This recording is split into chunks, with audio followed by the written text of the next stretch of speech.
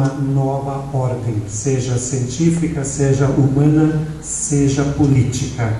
Isso se reflete muito interessantemente, e queria apelar aqui para a cultura universal, em dois ícones da pintura deste período. Primeira imagem, deveria projetá-la para facilitar um pouquinho a compreensão, mas eu posso partilhar isso na sequência. Em 1546, Lucas Cranach, um pintor alemão, nos brinda com a famosa imagem O Poço da Juventude. Nos apresenta uma piscina de água termal. No lado esquerdo da imagem, uma senhora idosa é auxiliada a depor as suas vestes para entrar junto com as outras pessoas que já estão na piscina e rejuvenescer-se. À direita da imagem, nós vemos meninas saindo do banho termal e indo para uma cabine para vestir-se. Lucas Cranach tematiza aqui a importância do cuidado com o corpo, a qualidade da vida como fator de apreço e a busca da longevidade, ou melhor, da extensão da qualidade de vida por mais tempo. É a emergente tematização do cuidado com o corpo para fins de fruição, ou para prazer, ou para realização, ou algo puro e simples, para o bem-estar humano. Cranach encontra-se aqui dentro do vetor da descoberta do bom selvagem, do bom sauvage, que se faz referência, em que o homem europeu, encantado com a beleza, a exuberância física, saúde, vigor, dos povos originários da América, se sente quase envergonhado da sua, brancura, da sua fragilidade, ou até do seu pouco cuidado com o corpo, e se inspira nos nativos ou nos povos originários para uma certa mudança de hábitos. Isso tem a ver certamente também com a crescente ascensão do ideal burguês, ou seja, também aqui da emancipação de certas estruturas tradicionais que, de certo modo, compeliam a livre expressão da individualidade, e o cuidado consigo próprio é aqui a derivação desse princípio que já não mais algo exógeno nos governa, mas nós nos governamos já a partir de uma descoberta de corporeidade, ou descoberta de uma dimensão de homem ou de condição humana que nós podemos vir a desenvolver para o nosso bem-estar. E Cranach não nos apresenta aqui uma pintura apenas, mas nos retrata aqui, através de uma imagem, uma tendência de época. Porquanto, alguns anos antes, ainda em 1496, nós ouvimos Sebastian Brandt, no seu Narrenschiff, observar que é uma insanidade, uma insensatez querer viver mais longamente, porque a longevidade vem acompanhada de toda sorte de limitações sensoriais, ou de toda sorte de fragilidade, de dores, de enfermidades. Portanto, 50 anos depois, vem a ser radicalmente mudado por esta tendência pela imagem que Cranach nos apresenta. Brandt, de alguma maneira, critica a época, isso no finalzinho de 1400, a emergência da ideia de querer viver mais longamente, ou seja, este mundo começa a se tornar objeto de apreço e objeto de fruição. Paralelamente a Cranach, queria também chamar a atenção de uma segunda imagem de Peter Bruegel, os Jogos Infantis 1560. Bruegel aqui nos apresenta a ideia do entretenimento, ou a ideia de ocupação. Estas duas imagens, aparentemente de vertentes artísticas diferentes, contudo, elas têm uma extraordinária sinergia. Se Cranach nos brinda com a ideia de mais tempo de vida, Bruegel nos brinda com a ideia de como ocupar agora o plus do tempo que nós ganhamos com o poço da juventude. E o homem moderno, de alguma maneira, precisa encontrar algo com que se ocupar, considerado que agora ele tem a ambição de viver mais longamente. E nós vamos ver isto no século XVIII reprisar-se novamente, porém num paradigma, numa perspectiva social. Já mencionei Locke e falei brevemente de Haller. Haller é um médico suíço que em 1734 veio para a Universidade recém-fundada de Göttingen e que anos antes escrevera um texto que se tornou emblemático na época, Os Alpes, em que ele não apenas exalta as qualidades do povo e dos modos de vida suíço, mas em que ele exalta o uso possível para fins futuros e sociais da razão. E num dado momento ele vai dizer tão emblematicamente: tentai, ó mortais, tornai vossa condição melhor, usai aquilo que a natureza vos deu e a arte inventou. Haller vive este momento de progressos da medicina, mas tem uma visão de futuro. Esse luxo do futuro a que eu fiz referência, de tornar nossa condição melhor através daquilo que a natureza nos deu. Ele não se refere apenas à natureza no sentido ambiente excluído do ser humano, mas à própria natureza humana, com seu potencial imenso de capacidades a serem ainda exploradas, e aquilo que a arte inventou, ou seja, o uso da ciência para a melhoria das condições de vida, e não apenas no sentido ambiental, no sentido, diria, exterior, mas também no sentido de uma melhor condição pessoal.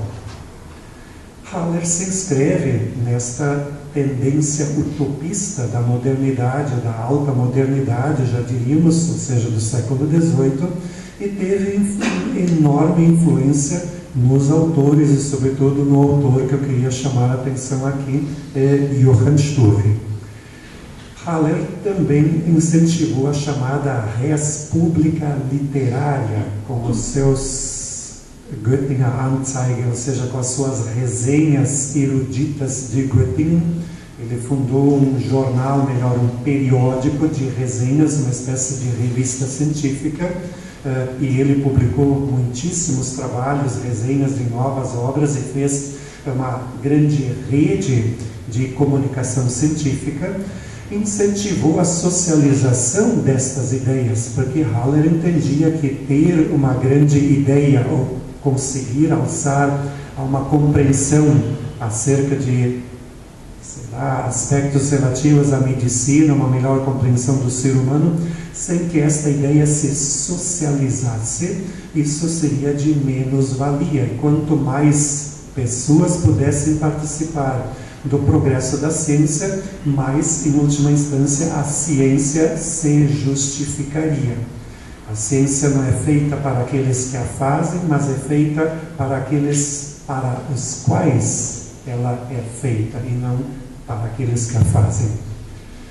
E a res publica literária se torna uma tendência de época, uma espécie de culminância da imprensa, que já não serve mais para interesses meramente individuais, mas serve aqui para formar uma espécie de rede de conhecimento que passa além da sua produção e, obviamente, chega aqui ao nível da socialização. E nós temos o papel das universidades nesse perfil, e queria aqui não fazer um elogio à Universidade de Halle, na qual estudou Johann Struve, como entre muitos outros, mas Halle se tornou um modelo de universidade no finalzinho do século XVII e início do século XVIII. Ela era originariamente pertencente junto à Universidade de Wittenberg, que existia desde 1502, e em 1694 Halle foi decretada universidade à parte, uma universidade autônoma. E Halle sempre se caracterizou pela sua vanguarda. Causou escândalo nos anos 90, quando Christian Thomas, pela primeira vez, já não mais afixou no mural a sua intenção de preleção de seminário. Ele, na época, fez um seminário sobre Baltasar Gracián, um erudito espanhol, e afixou em alemão o propósito do seu seminário e não em latim, como era a ocasião. Isso causou um escândalo à época, porque ele, na verdade, profanou ser um mural, que foi inclusive aspergido com água benta, quase que exorcizado, por essa profanação de um idioma vernáculo em relação ao sagrado, erudito idioma latino da época. Mas ele obviamente não se deu por vencido e efetivamente fez as suas preleções como ele bem o quis. E Haller se tornou, a partir daí, uma espécie de, não bem ícone, de vanguarda e de resistência que ela manteve durante o século XVIII. E foi nesta universidade que Haller, que Johann Struve, este autor que eu queria de agora em diante apresentar, estudou. Struve nasceu na cidade de Lippstadt, na Westfália, seria no lado oposto, seria hoje na Alemanha ocidental, falando ainda antes do muro, só para você ter uma ideia, no lado ocidental da Alemanha. Ele nasceu em 10 de maio de 1752. Filho de um pastor, poderíamos presumir que ele fosse seguir a profissão do pai, que era habitualmente um dos padrões de época ainda, em que o berço determina também o destino da vida de alguém. Deverei fazer uma referência a isto mais tarde. Estudou na sua cidade natal e em 1772 até 76 estudou em Halle. Estudou surpreendentemente teologia, assim como também línguas clássicas, filosofia, história, e a teologia não era seu único interesse, mas fez de alguma maneira uma espécie de curso multidisciplinar. Lá teve dois professores, Johann Salomon Semmler e Johann August Nössl, que eram extraordinárias figuras de época. Sobretudo Semmler, uma figura à parte, diríamos, um teólogo iluminista bastante liberal, que ousava dizer que a tradição do cristianismo tinha muito mais elementos culturais do que propriamente teológico, metafísico, por que não dizer religiosos, assim como também na sua interpretação bíblica ele via determinados elementos históricos, além de uma presumida história da revelação, mas ele teve uma espécie de racionalismo esclarecido como seu perfil de ideias. Mas Semmler e Nössl eram também adeptos à atividade física, iam regularmente, sobretudo Semmler, todos os dias tentava fazer a sua caminhada, e quando a boa temperatura do verão o permitia, ele ia também nadar, surpreendentemente, e incentivava os alunos, os jovens, a fazê-lo do mesmo modo, como também Nössl assim o fazia. Dizem que ele inclusive rachava a lenha que consumia, ou cortava a lenha que consumia, única e exclusivamente pelo prazer de fazê-lo, tanto para não depender de ninguém, como também forma de exercício surpreendentemente. E aqui vale ainda uma referência histórica.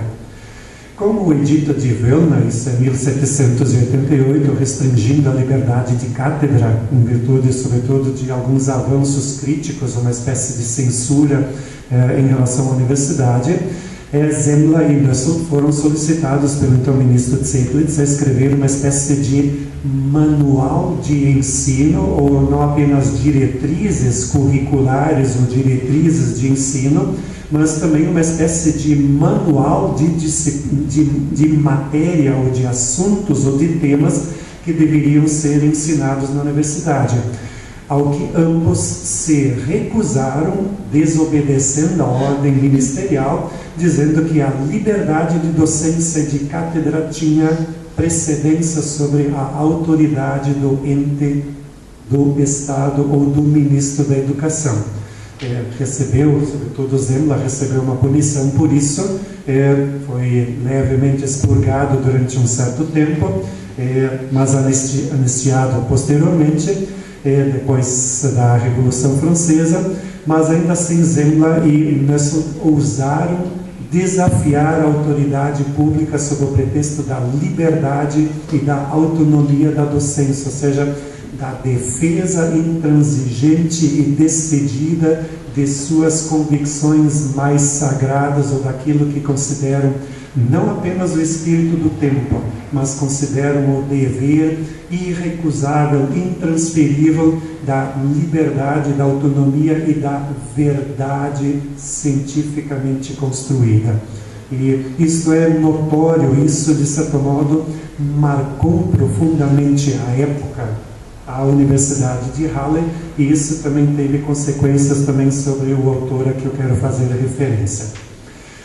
Johann Struve saiu em 1776 com uma, diríamos, vasta carga literária, acadêmica, assim como também ideais, e assumiu funções como preceptor particular na cidadezinha de Neuruppin, junto com o seu colega de aula, junto com o seu contemporâneo, Philipp Julius Lieberkühn. Lieberkühn era da cidade de Neuruppin, onde ambos atuaram, amigos que frequentavam muito a miúde a casa do Johann August Nössl e, obviamente, estabeleceram uma sólida amizade. Isso permaneceu na sequência. Volto. Em 1776, ambos, a convite justamente de Lieberkühn, foram trabalhar em Neuruppin. Lá, Lieberkühn foi professor do filho do prefeito da cidade, o Daniel Heinrich Nödelchen, que ficou encantado com o papel de professores de ambos e resolveu confiar-lhes, a partir do ano seguinte, a reestruturação da escola pública, ou da escola da cidade de Neuruppin. Falarei a esse propósito na sequência. Na sequência de todo esse processo de apresentação de um novo perfil de ensino e, sobretudo, de novos ideais humanos, esta escola se tornou um marco de referência, tendo inclusive não apenas alunos da cidade de Neuruppin como frequentadores, mas alunos inclusive de nobres de Berlim, que ficava a cerca de 80 quilômetros de distância. Neuruppin ficava a 80 quilômetros a noroeste da cidade de Berlim, e deslocar-se 80 quilômetros, obviamente, hoje não é nada, mas a época significava certamente já uma considerável distância. E nobres de Berlim chegaram a confiar os seus filhos para serem educados nesta escola de Neuruppin. Fatores de ordem familiar fizeram com que a parceria de Lieberkühn e de Struve se desfizesse no finalzinho de 1784, em que Lieberkühn foi chamado, ou melhor, se deslocou para a cidade de Breslau, que hoje fica na Polônia, mas na época era parte do Império Prussiano, e Struve foi para a cidade de Braunschweig. Reconhecemos hoje que não foi a melhor, a mais feliz das decisões de Struve, mas não lhe resultou muita alternativa, a não ser também aceitar o convite, pois na época quem lá trabalhava foi Joachim Heinrich Campe e ninguém menos do que Ernst Christian Trapp, um dos pioneiros da ciência da pedagogia no século XVIII.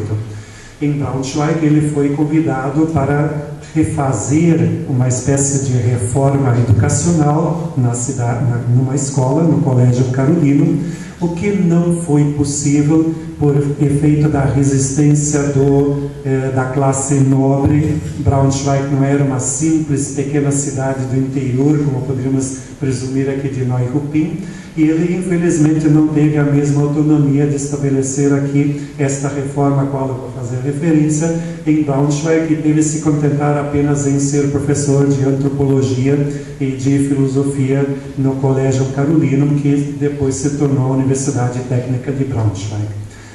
Paralelamente a isto, também problemas de saúde o impediram de desenvolver plenamente as suas atividades, e ele veio a falecer, como menciono, em 1793. Ele foi, desde 88 em diante, regularmente às termas de Aachen. Em 91 ele ainda fez uma visita para a Suíça, até para se encontrar com um médico, Tissot, que ele inclusive cita dentro dos seus trabalhos, que em vão tentou curá-la de sua enfermidade pulmonar, mas de qualquer maneira ele veio a falecer muito jovem, aos 41 anos, em 1793. E deverei dizer agora algo sobre o Filantropinum de Neuruppin. Nevichon resolveu investir para reformar a escola, deixou uma vultosa soma, não apenas para reformá-la, mas também para provê-la do melhor possível de biblioteca. Algo como um investimento de pouco mais do que o dobro do salário anual de um professor. Ele investiu imediatamente apenas na aquisição de literatura e material didático, que ele julgou que deveria a escola merecer esse upgrade. Esse apoio oficial foi decisivo para que Stuve pudesse implementar a sua reforma, e ele colocou 3 condições para que ele pudesse assumir essas novas funções. Em primeiro lugar, a autonomia docente. Entendeu que a organização, os planos de ensino, métodos, disciplina e material didático deveriam ficar sob a decisão dos professores, docentes, ele, Lieberkind e quem mais eventualmente os acompanhasse. Ou seja, essa não bem centralização da atividade da escola na mão dos professores, mas a organização, planos de ensino, liberdade de docência e autonomia administrativa na mão da escola ou na mão de quem eventualmente estivesse lá. Ou seja, não bem essa desvinculação do Estado, mas essa, por assim dizer, possibilidade de autogestão. Segundo, um caráter de profissionalismo, ou seja, de uma estrita dedicação à sua função. À época, ainda professores das escolas eram, por vezes, solicitados a participar de cerimônias fúnebres, ou eram solicitados para participar do canto, ou eram solicitados para algumas tarefas fora da escola. Stuve e Lieberkind entenderam que o professor deve ser professor e dedicar-se exclusiva e intensiva e focadamente naquilo que é de seu munus. E terceiro, Lieberkind e Stuve introduziram a especialização por áreas e não por níveis de classe. À época era muito comum o professor assumir uma turma integralmente e lecionar todas as disciplinas que eventualmente faziam parte do currículo. Stuve entendeu que era, na verdade, mais do que tempo de assumir cada professor aquilo que ele sabia fazer de melhor, e dividiu as tarefas de disciplinas por competências diárias, em que um professor lecionava exclusivamente ou preferencialmente aquilo que era de sua competência, e uma turma era entendida na sucessão de horários por diversos professores, o que não era ainda padrão de época, mas ele traz para o ensino fundamental e algo para o ensino médio, diríamos hoje, o que já era padrão nas universidades, ou seja, cátedras por áreas, mas nas escolas diríamos fundamentais, isso ainda não era padrão, e Stuve de alguma maneira fez valer isso. Um outro aspecto que me parece ser imprescindível chamar a atenção é a promoção da língua materna, ou melhor, da língua vernácula. Habitualmente o ensino era em latim e os alunos aprendiam, depois do latim, ou simultaneamente ao latim, aprendiam também alemão e raramente, ou em algumas ocasiões também o francês. E ele resolveu inverter, dizendo que nossos alunos precisam aprender alemão, precisam ser iniciados, alfabetizados, o alemão deve ser a base, depois aprenderão francês e aprenderão latim quando já souberem bem alemão. Esta era a sua ideia. Aqui nós temos nitidamente o perfil também, novamente, de uma emancipação e o processo de autonomia, ou seja, emancipação de uma estrutura, por que não dizer, de uma mentalidade latina, ou por que não dizer antiga, ou quase que, como ele diria, estranha à nossa identidade, e o reforço e o investimento na própria identidade, ou seja, esse cultivo da tradição do idioma. Isso perfaz certamente esse percurso de autoafirmação no século XVIII das identidades nacionais, que passa não apenas aqui pelo cultivo de determinadas tradições, mas sobretudo pelo reforço do idioma, pelo reforço das especificidades nacionais. que tem a ver com a concorrência, por que não dizê-lo, como o mapa geopolítico de uma Europa que se delineia nas suas, por assim dizer, diferentes identidades e por assim dizer, nações que se autoafirmam, seja constitucionalmente, seja também politicamente, seja também culturalmente, e aparece isso institucionalmente aqui no incentivo ao idioma nacional. Processo que já começaram muito antes na Inglaterra de Shakespeare, ou de Portugal e Espanha, com Cervantes na Espanha, mas na Alemanha isso foi um processo um pouquinho mais demorado. Mas, de qualquer maneira, Stuve está interessado aqui na promoção de uma identidade e de uma autonomia para a qual ele vê a escola como o elemento gerenciador, o elemento de realização. Além disso, ele institui as classes públicas e privadas, que já existiam, mas como de universal acesso. Havia à época para ele uma escandalosa discriminação em que as classes públicas estavam abertas a todos e as classes privadas somente a quem as pudesse pagar. E ele resolveu, na verdade, inverter as coisas e colocou que tanto as classes públicas quanto as classes privadas deveriam ser de acesso. Sugeriu que houvesse uma contribuição daqueles que pudessem pagar, as públicas e as privadas, e todos os demais, por uma questão de identidade social ou demanda social, que não pudessem pagá-las, ainda assim tivessem o direito. Stuve inaugura aqui o ideal não apenas da liberdade, mas da igualdade, ou seja, do acesso universal e irrestrito à educação, e entende que algo tão extraordinário deveria ser facultado a todos, inclusive como forma de promoção social. É o vetor humanista social da, diríamos, teologia iluminista que nós encontramos presente em Halle e que ele aplica.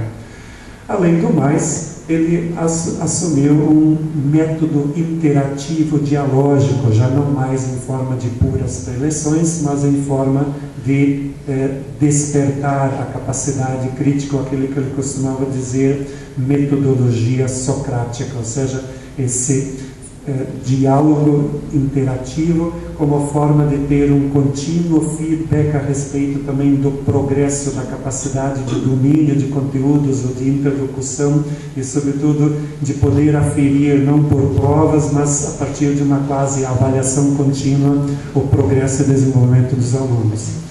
Aboliu o uso da peruca como indumentário do professor de época, ou daquelas famosas sei lá, também vestimentas solenes, e aboliu o corte obrigatório de um perfil de cabelo que ainda existia em Dessau à época, como se fosse uma escola militar, e ele entendeu que os alunos deveriam ter o cabelo que eles gostariam de ter e não aquele que a escola ou que a sociedade, na sua rigidez, assim impusesse. Novamente a ideia de algo como liberdade e de emancipação que está presente.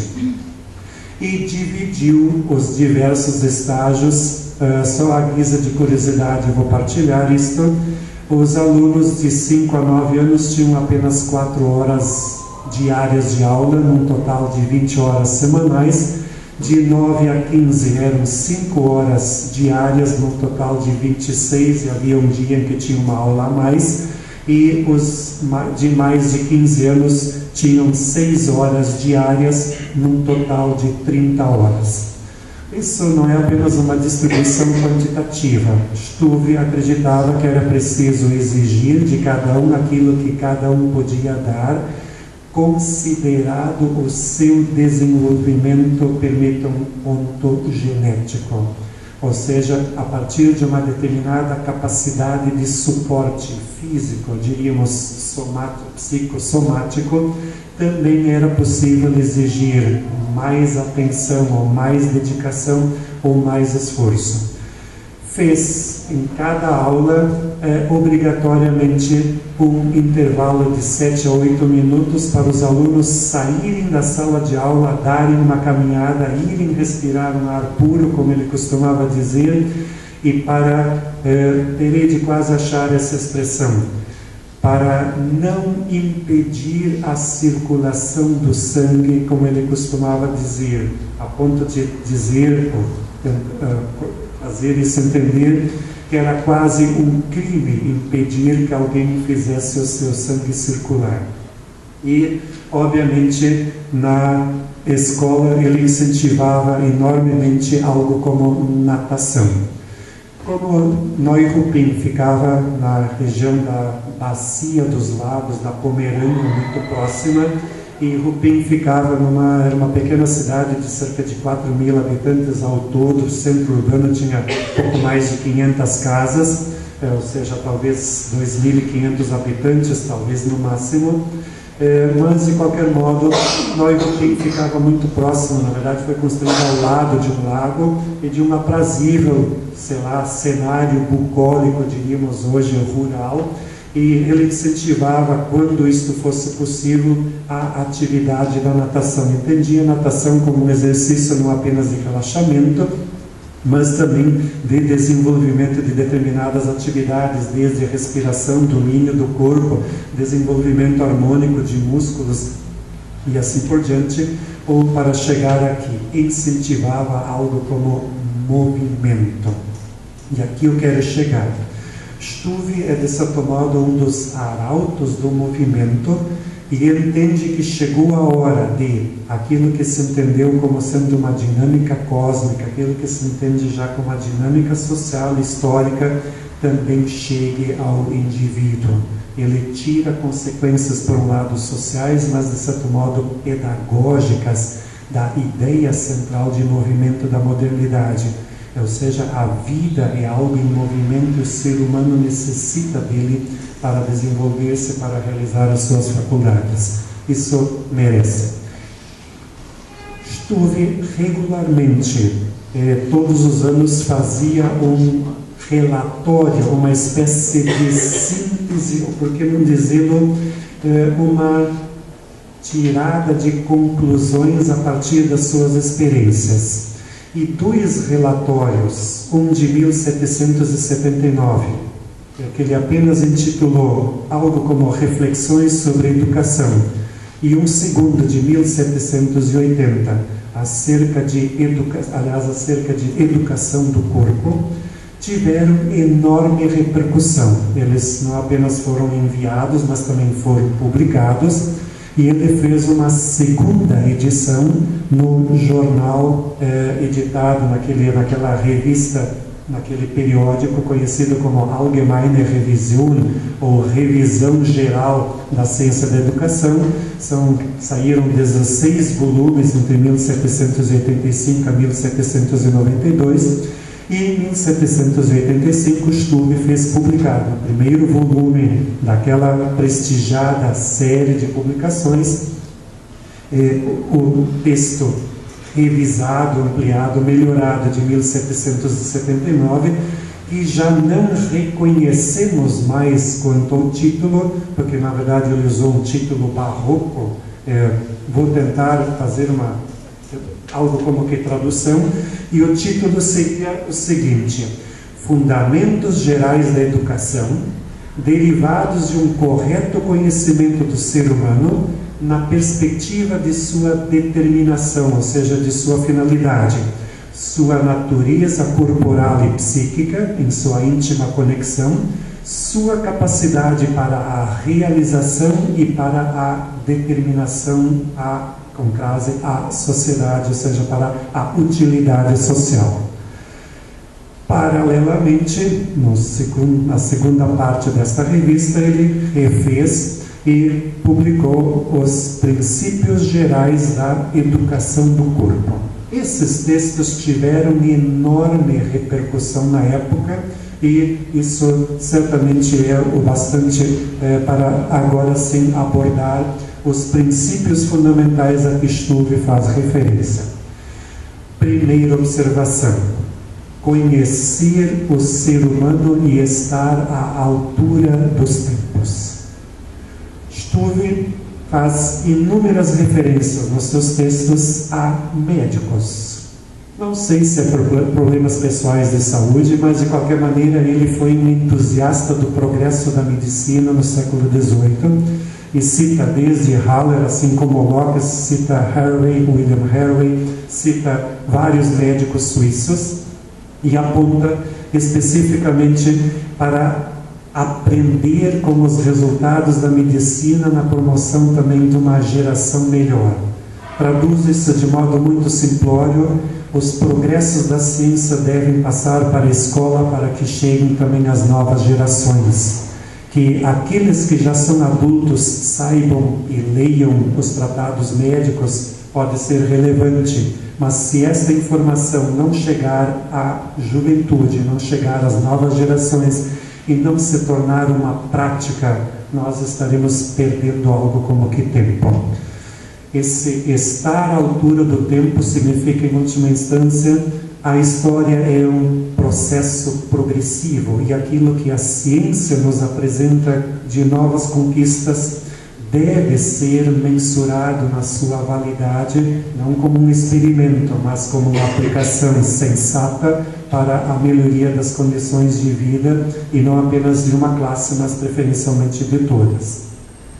Segundo aspecto, o ser humano como ser de capacidades, ou a ideia da perfectibilidade e da necessária boa condução. Struve parte do princípio que, esse termo agora é um pouquinho pessoal, que uma riqueza genética, um potencial tão extraordinário de capacidades, esse é o termo de Struve, não pode ser relegado ao acaso nem à banalidade, ou seja, ao não qualificado para aperfeiçoá-lo.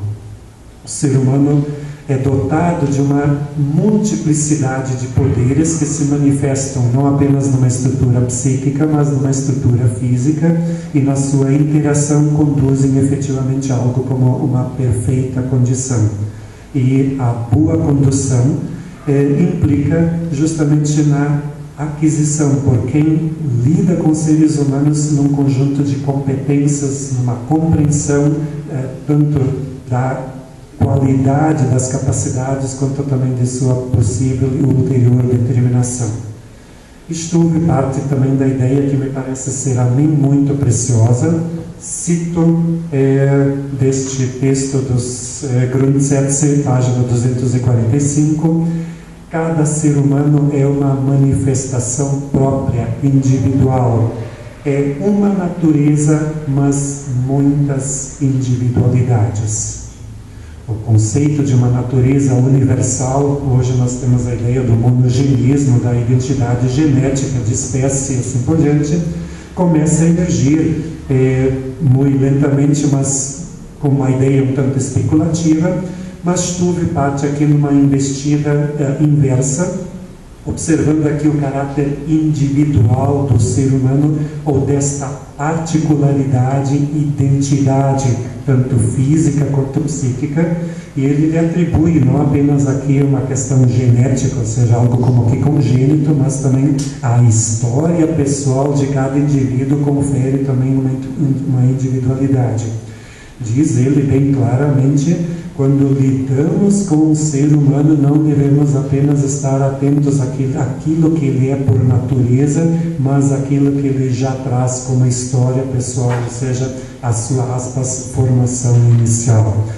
E esta atenção na individualidade se manifesta no gradiente de exigências, como a diferenciação de idades e classes, mas também no privilégio que ele concede à livre expressão de cada indivíduo no tocante à realização de suas capacidades.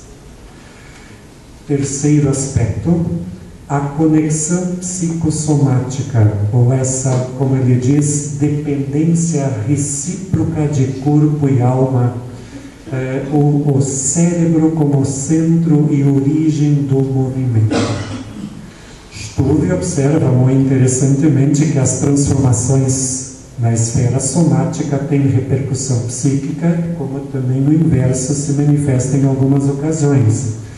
E ouso dizer, por vezes, que eu vejo em Struve uma espécie de primórdios de algo como psicomotricidade, ou por que não dizê-lo, de promoção de efeitos psíquicos, não apenas salutogênicos, através da atividade física. Hoje nós temos esta percepção de que a prática de determinados exercícios tem efeitos também de bem-estar psíquico, nos, por assim dizer, oxigena, ou tem essa consequência de prazer ou de autoestima, entre tantas e tantas, por assim dizer, transformações psíquicas.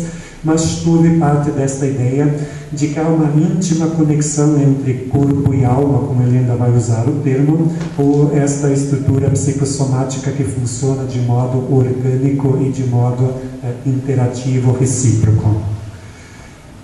Quarto aspecto, o uso das capacidades. Ele vai mencionar que engatinhar, andar, correr, girar, movimentar-se, isso seria a página 348, e o uso livre de seus órgãos possibilitam, no fim das contas, algo como autoatividade ou atividade centrada no sujeito. Ele usa o termo self, em inglês seria Tätigkeit, ou seja, essa autoatividade, essa atividade no sujeito. Mas ele vai dizer que essas atividades, andar, correr, girar, movimentar-se em geral, assim como nadar, devem, de certo modo, ser favorecidas ou devem ser desenvolvidas com uma presumida inclinação, ou por que não dizê-lo, não bem preferência, mas por um sentir-se mais apto, mais hábil ou mais afinado de quem as exerce. Não devemos privar ninguém de fazer experiência de uma outra atividade, mas também não deveríamos impedir, em nome de uma universalização de um processo formativo, que alguém desenvolvesse uma determinada capacidade que ele sente ou para a qual ele se sente mais apropriado.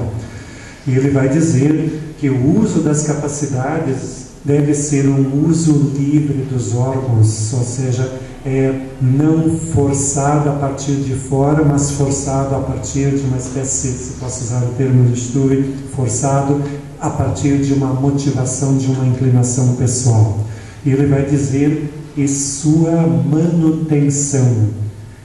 O exercício, o movimento é uma atividade para a vida inteira, porque ele vai dizer, ironicamente, nós fomos feitos para sermos felizes e realizados a vida inteira e não apenas num dado momento da vida. Quinto aspecto, necessidade de ação de objeto de mediação. Struve vai observar que as nossas capacidades só se desenvolvem quando elas estão em interação com objetos. Não é possível exercitar-se se nós não temos uma área adequada para isso. Não é possível nadar se nós não temos água. Não é possível nós desenvolvermos determinadas capacidades se nós não temos com que mediá-las. É aquilo que o Wilhelm von Humboldt observa muito interessantemente dentro dos seus pressupostos de formação humana, de que o ser humano não se realiza apenas mediante um exercício abstrato, mas ele necessita de um objeto real com o qual ele vai se sentir em interação e vai se sentir, de certo modo, também desafiado nessa recíproca interação entre capacidade, energia e desafio inerente a movimentá-lo, a utilizá-lo, ou a impulsioná-lo, ou a dominá-lo, ou nessa interação entre corpo e os seus respectivos objetos.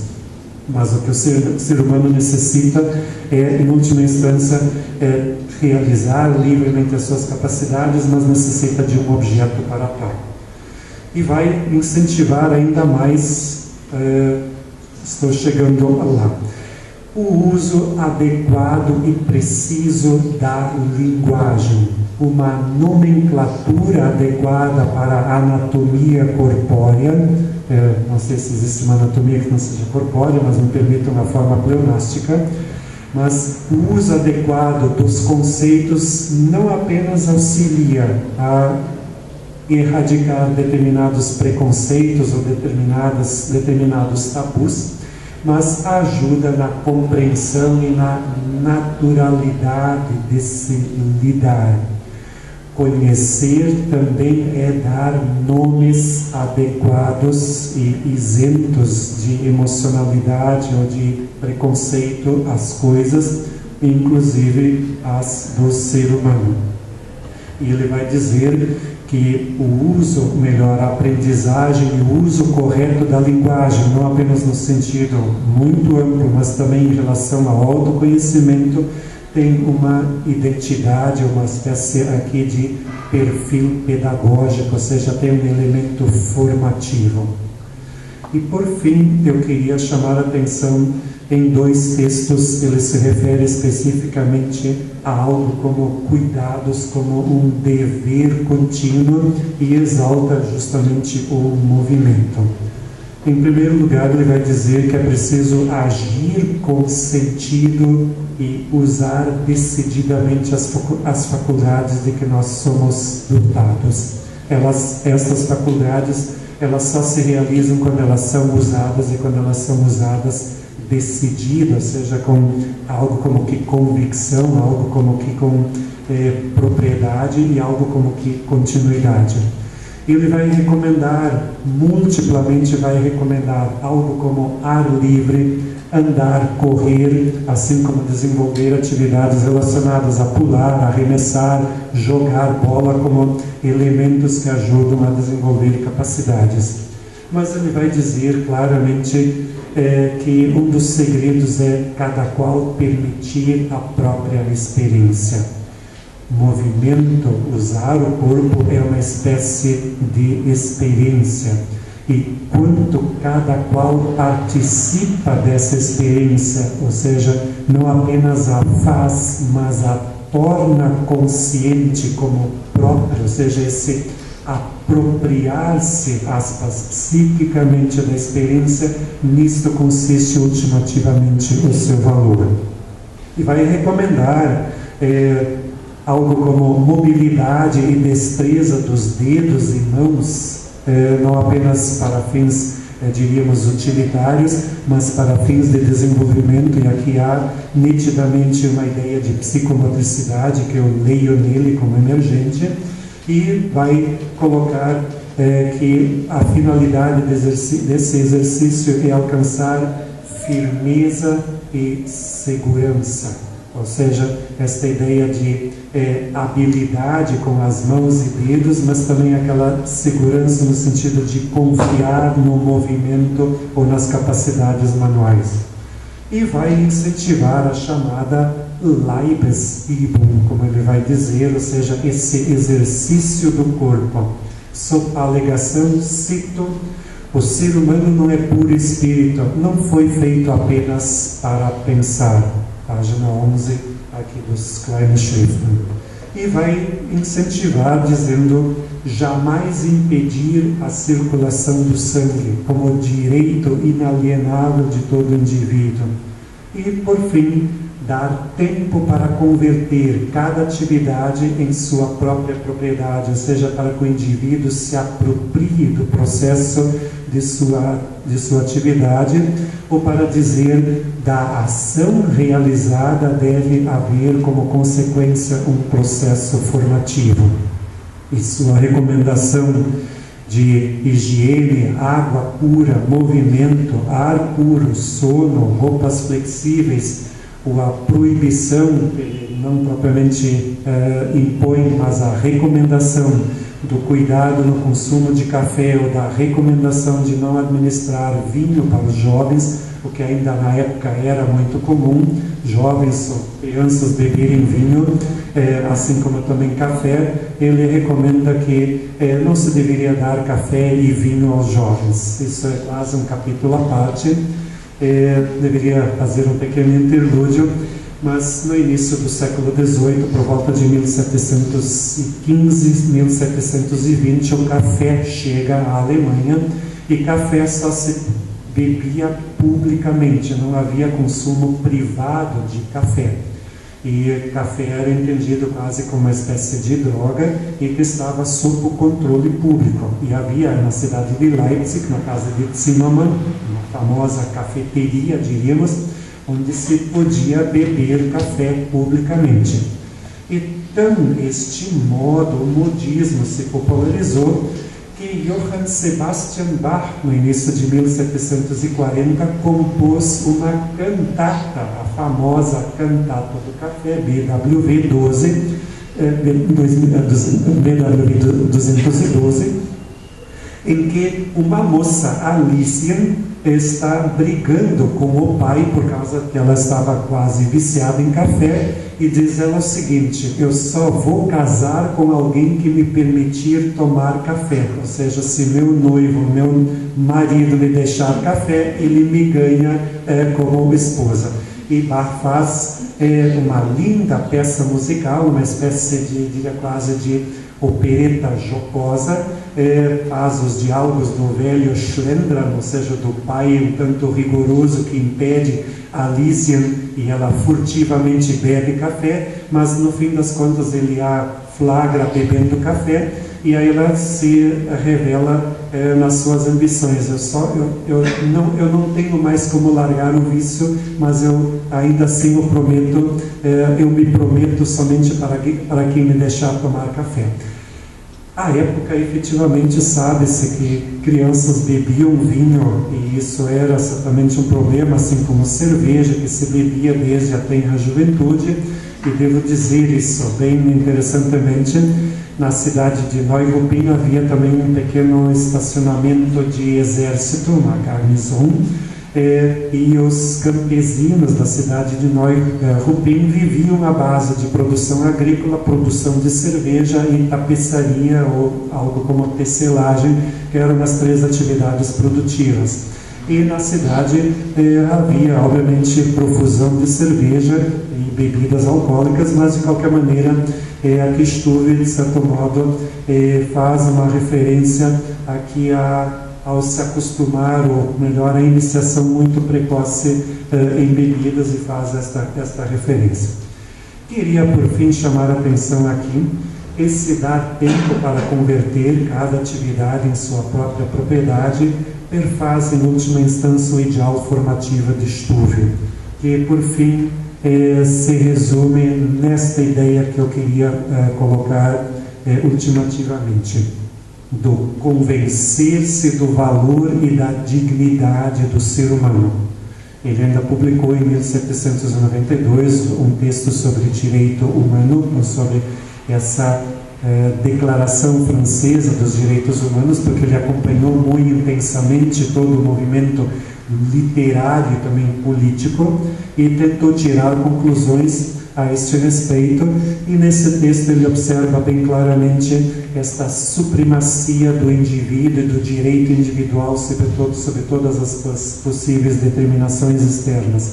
E fez, obviamente, de sua prática pedagógica uma, por assim dizer, exemplar aplicação também dos seus nobres princípios, que se manifestam certamente nesta ideia que nós observamos: vive em teu século, mas não sejas apenas a sua criatura. Proporciona a teus contemporâneos não do que necessitam, aliás, proporciona a teus contemporâneos aquilo de que necessitam e não apenas aquilo que eventualmente louvam.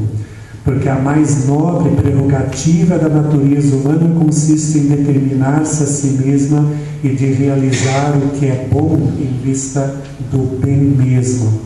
E que isso seja, em última instância, a aplicação daquele princípio. Tenho podido notar que proibir, impedir, recusar são a tônica, e deveríamos, acima de tudo, fomentar e recompensar para valorizar. Isso eu queria ter partilhado com vocês, e que está em estreita relação também com as diretrizes curriculares que nós lemos da educação física, ou seja, essa contínua atualização científica da interdisciplinaridade, ou por que não dizê-lo, esta necessidade do conhecimento do material com o qual nós lidamos dentro de um perfil de cientificidade, de profissionalismo, para tentar alcançar aqui não apenas uma excelência de ações, mas uma excelência de seres humanos. Sei que isso soa um pouquinho anacrônico, tudo aquilo que Stuve nos apresenta, mas eu creio que isso tem uma surpreendente atualidade no contexto em que nós nos encontramos, em que por vezes mais o princípio da eficiência do que o princípio da realização, mais o princípio da mercantilização, inclusive de corpo, como também do esporte, do que propriamente do exercício da dignidade, da autoestima, e por que não dizê-lo, desta noção de pertencimento do indivíduo a si mesmo, e não do pertencimento a uma presumida ordem ou do pertencimento a uma presumida dinâmica produtiva, mercantilista, mas ainda assim dentro de uma esfera de esclarecimento, talvez justamente as ideias de Stuve tenham um enorme potencial, ao mesmo tempo crítico, como eu diria aqui, heurístico, interpretativo. E queria encerrar com as palavras de Friedrich Schiller, escritas em 1795, nos seus ensaios sobre educação estética, e ele observa o seguinte: que o ser humano não deveria ser um fragmento, mas um todo, pois por vezes o trabalho o priva do gozo, ou o meio torna-se um fim, ou o esforço suplanta o reconhecimento, ou alguém está preso à monotonia da roda e nunca desenvolve a harmonia do próprio ser. E em vez de imprimir a humanidade em sua própria natureza, apenas torna-se réplica de seu ofício. E Stuve vai observar, bem interessantemente, de que por mais que nos guiemos pelos modelos alheios, ele diz expressamente num dado momento, não importa se é vivo ou morto, não deves tê-los como modelo a ser repetido. Sê a tua própria figura original. Obrigado.